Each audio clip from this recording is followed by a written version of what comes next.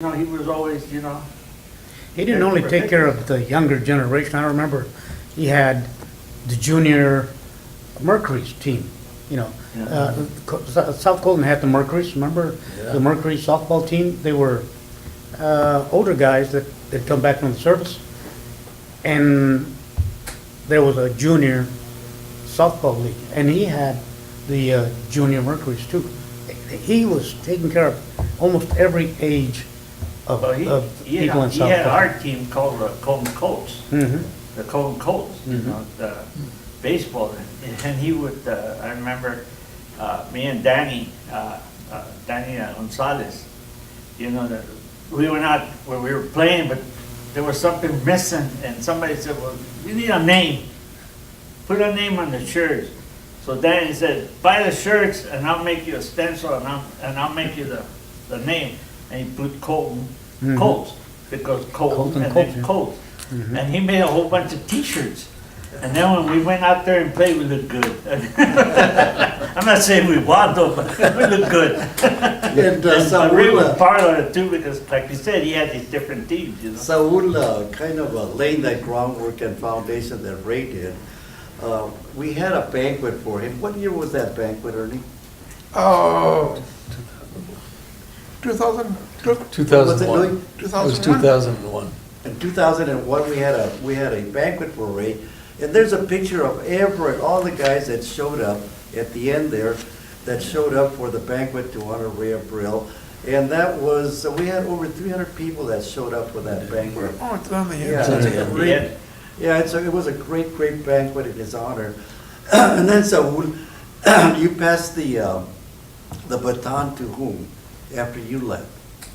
As assistant scoutmaster. I believe the senior scout was Ernie. Ernie was the senior scout. You weren't there when I was there, huh? No. No. Or you? No. None of you were there. Yeah, I was. I think- You were there? Yeah. when you joined Yeah, because I started going to Valley College, and I had too much of a workload, so I dropped out in 1957. And I think Savas, No, I never met Savas as far as scout. I knew Savas yeah, through boxing, but yeah, not through scouting. I didn't know he had. he had taken over the But troop. after I took over, a couple of years later, I joined the National Guard, because that was the thing to do. I always had to do something else. And when I joined the National Guard, National was more interested in Army, doing Army things. And we went, big wags, gave us rifles, and we fired the M1s and all that. So I left the Scouts in '52.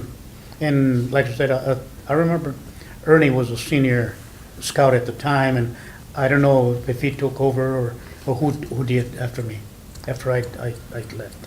Ernie, did you take over? No, I was senior patrol leader, and like I said, Ray was still there. Oh, Ray was always there. Yeah, Ray was always there. but I was senior patrol leader. And like I said, I had to drop out because of my heavy load at Valley College. That was in 1957. And I don't know what happened after that, You mentioned Sabas Roblero. Yeah, Okay. from what I understand, he took it over from Ray, because Ray got out of it after, what was it? I forget, 40 years he was in there, from 1942. Well, he Yeah. left it because of health, right? Health issues. Yeah, and he started going downhill after that. Yeah. Because he couldn't even attend when you guys took that picture. Right, huh? he That's was in the No, he hospital. was in bad Yeah. health. Yeah. So anyway, Ernie, you took over for a little while, and then the work at Valley College got a little too heavy for you. And then the next, Frankie, when did you take over? We're talking about the It's about continuation of the legacy of 1960, 245. 1969, when Frankie Arce and myself took over, and we did it for less than 3 years. Who was in 2.5 charge of the years. troop then, when you guys took Pardon it me? over? Who quit and left the troop when you guys took it over? It was dormant. There was nobody, the No troop wasn't, scoutmaster? there was no Sabas wasn't scoutman. there? No. So evidently he did quit without getting a predecessor, and, somebody to follow him up, and You know, you guys I don't- found out about it and took it over then. I don't really recall so us being this Boy Scout master, he's Cub Scouts. But I don't really remember him being a Boy Scout master So or you leader. and Frankie DeArce took over cold turkey? We, Almost? well, it was, Ray still was involved because he influenced Frank to do it, I think, you know, because there was a lot of kids again, still, without any Boy Scout troop. So we resurrected Troop 45 there at Wilson. We used to meet in the cafeteria, and we basically started from scratch. Fortunately for us, we had the second generation of Brill boys. And because of Ray and Ray Jr., you know, they were kind of guided or schooled in the scouting ways.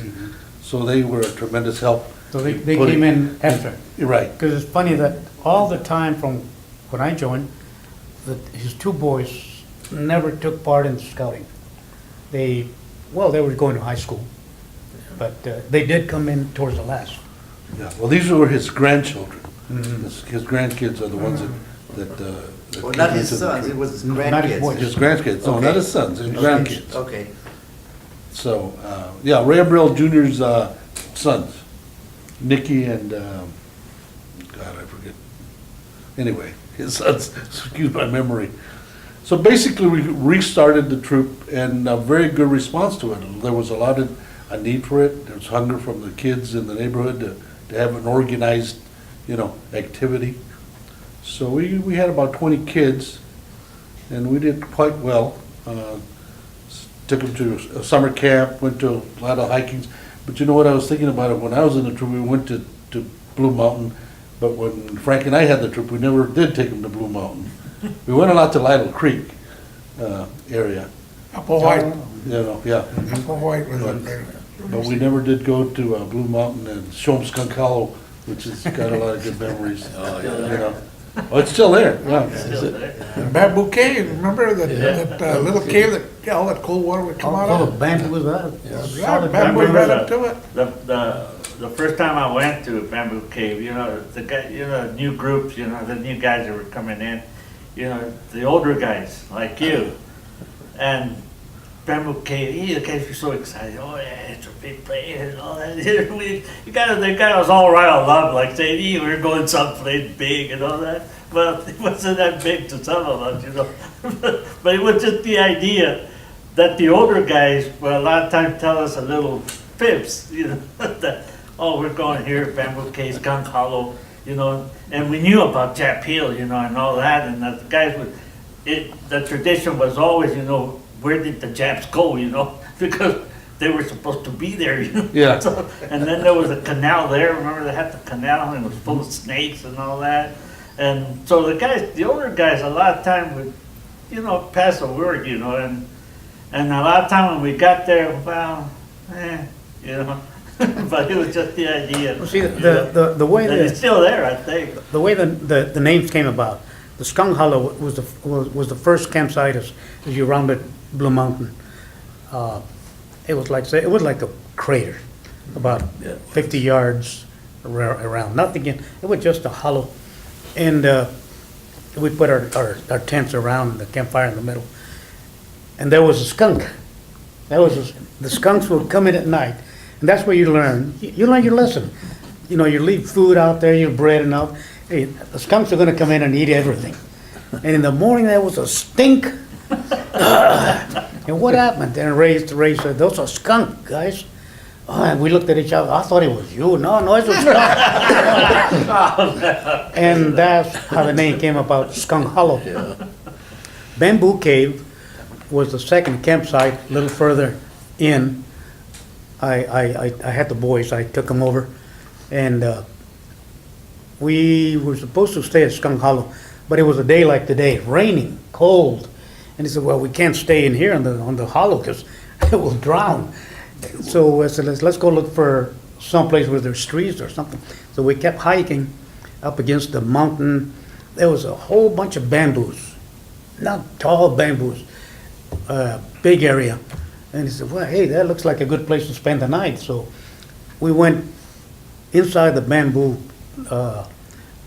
area, and seemed like there was a little stream running right through the middle. There was water coming down from the mountain. And funny, we didn't think about, is there snakes or is there spiders? What, nothing. We just went in there and I said, well, this is good enough. Say, let's spend the night here. Everybody opened up their packs and put out the blanket, and that's where we slept.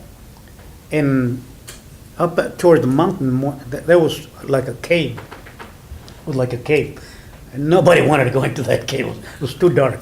So we slept on inside the bamboos in there. So that's how we called that bamboo cave. Bamboo Cave. Spring 45 was further in. It was a beautiful campsite, and there was like a waterfall coming down, and it came into a puddle of water, and it like a spring. So that we named it Spring 45. Yeah, That was halfway up clear. the mountain, I Yeah. remember. It was clear Yeah. drinking water. Oh, yeah. It was running water coming from the side, and it just collected itself in a little puddle.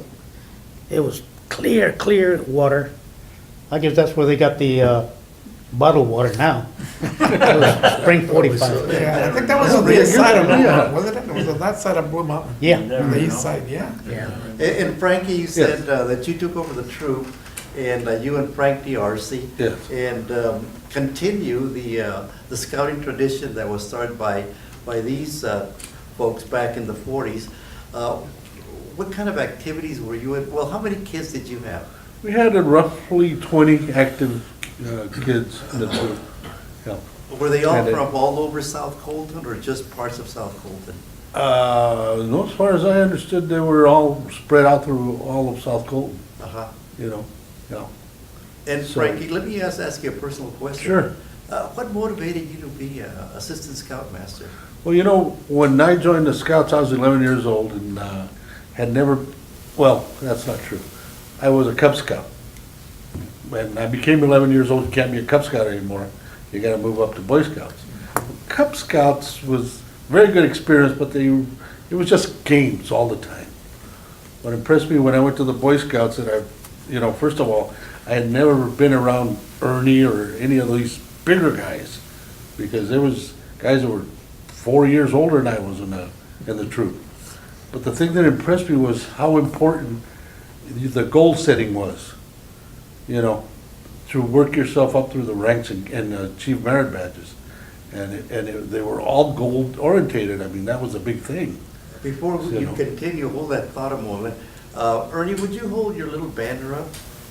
Frankie mentioned It's the a merit sa- badges. It's a sash. I don't know, Sash, yeah. it's a sash, I'm sorry.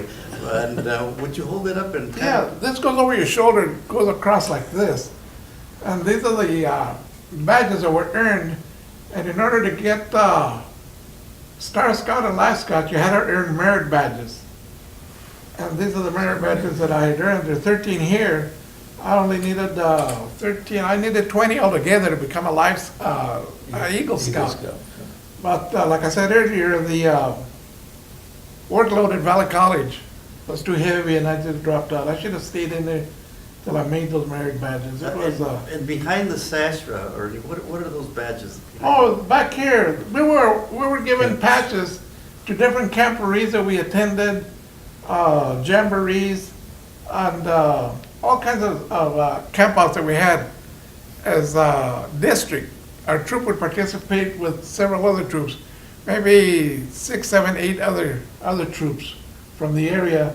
And these were the different campground areas: Barton Flats, Santa Ana River, the Fillmore area, and Lake Arrowhead.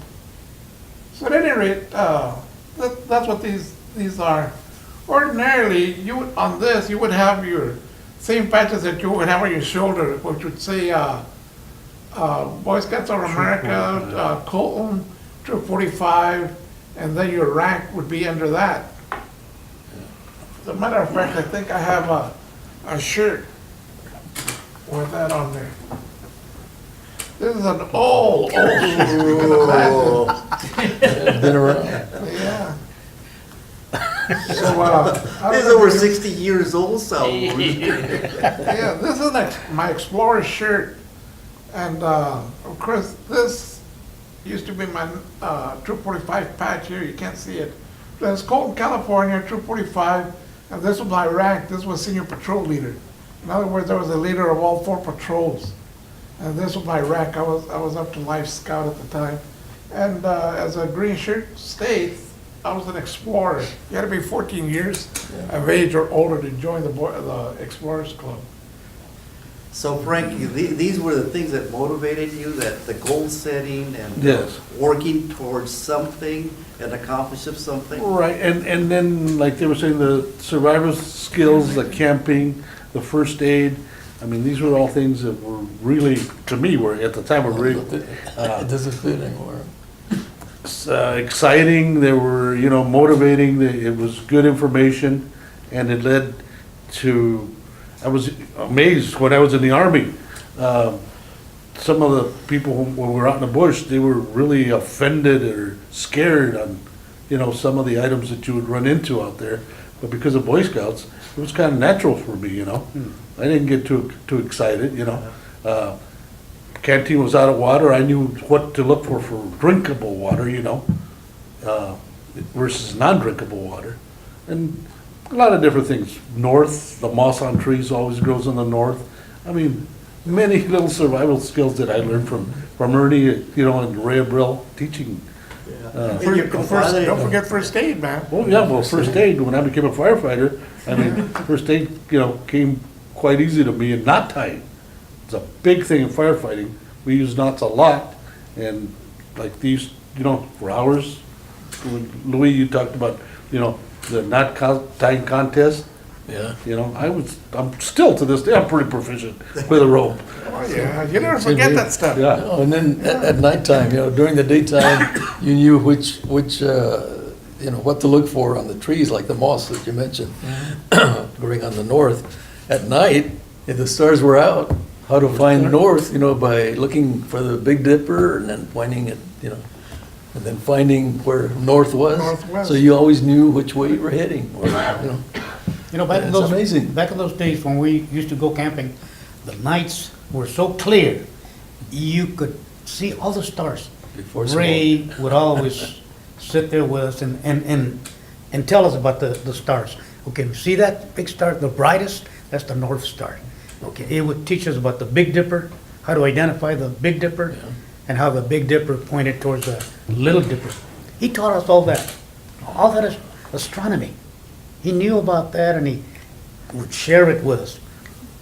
Now, try to do that now, with a smog and all the, but the skies were blue and the stars were so bright, you could do that. And we all know about the Big Dipper, North Star, because of Ray Brill. So this was one of the things that we picked up because we would not get this at home. That's right, Yeah. that's right. No one would. Ray would. Frankie, back to you. Yeah. You mentioned that you were a scoutmaster for a couple of years, and your compadre Frank D'Arcy was also helped you. Tell us a little bit about Frankie. How did he get involved? Frank was always very, very grateful to Troop 45 because of the father image that Ray provided for him. Unfortunately, Frank's father, the way I understand it, was not always there for